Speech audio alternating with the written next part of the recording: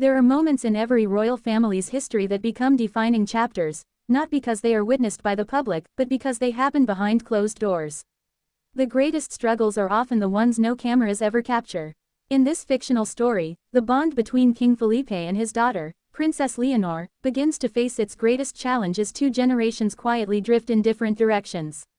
The palace still looked magnificent from the outside. Every ceremony was perfectly executed. Every public appearance reflected unity, discipline, and tradition.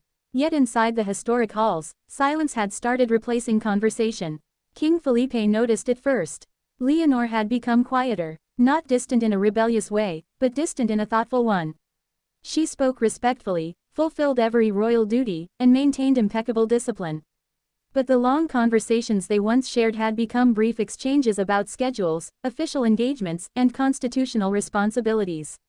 One evening, after another successful public event, Felipe watched Leonor leave the reception earlier than expected.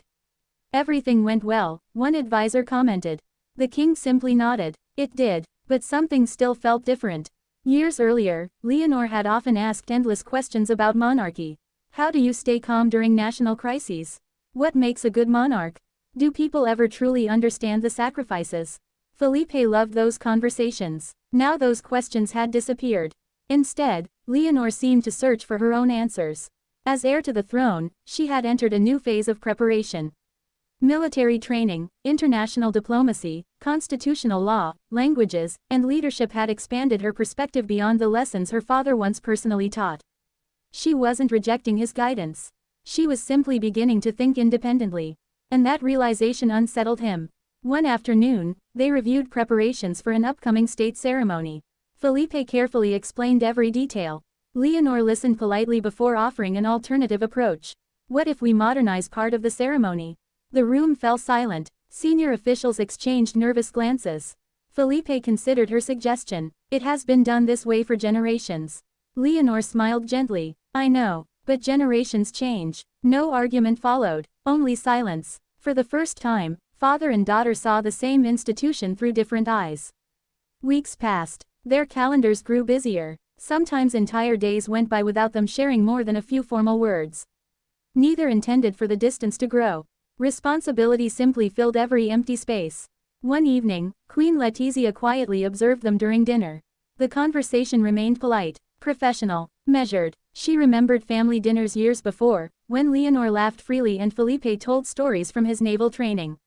Now discussions revolved around official reports, economic updates, diplomatic visits, security assessments. Eventually Letizia spoke. You both sound like colleagues. Neither answered immediately. Later that night, Felipe reflected on her words. Was that what had happened? Had the king gradually replaced the father? Across the palace, Leonor sat alone reviewing constitutional documents. She paused over one sentence.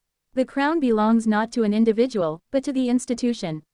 She stared at those words for several minutes. The institution. That word followed her everywhere.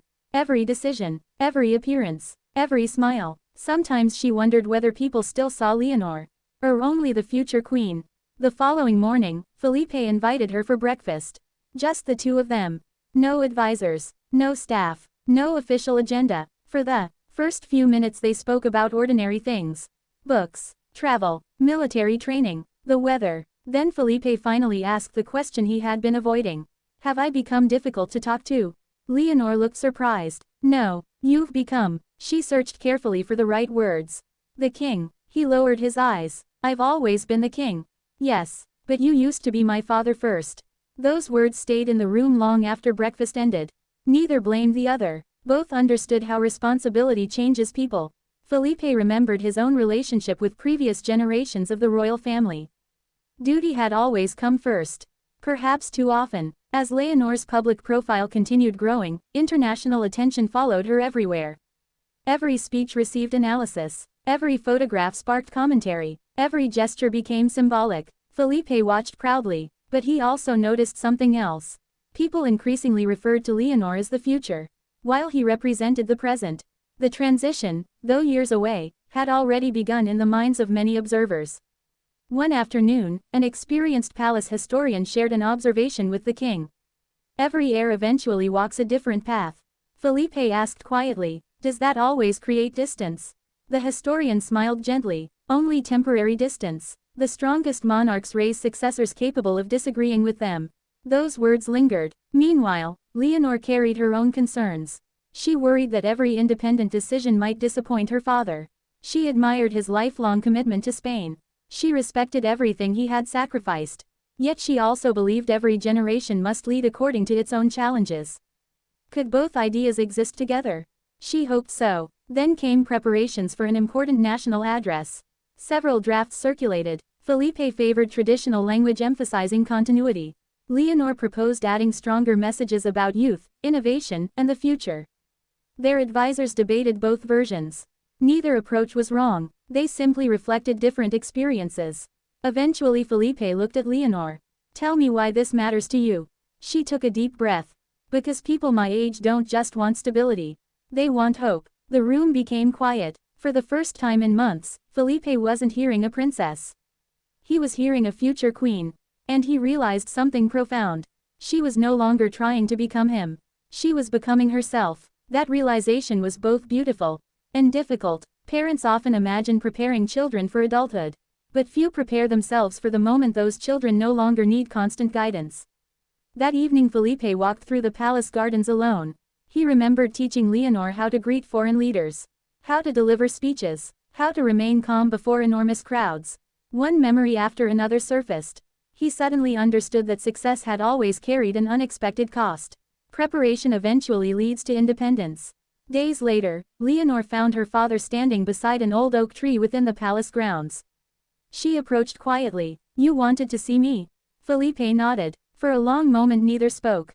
Finally he smiled. "I've been trying to teach you how to be queen." Leonor listened carefully. "I forgot that one day you would teach me something too." She looked surprised. "What could I teach you?" "How to let go." A soft smile appeared on her face. She stepped beside him rather than across from him. Neither needed grand speeches. Sometimes understanding arrives through simple honesty.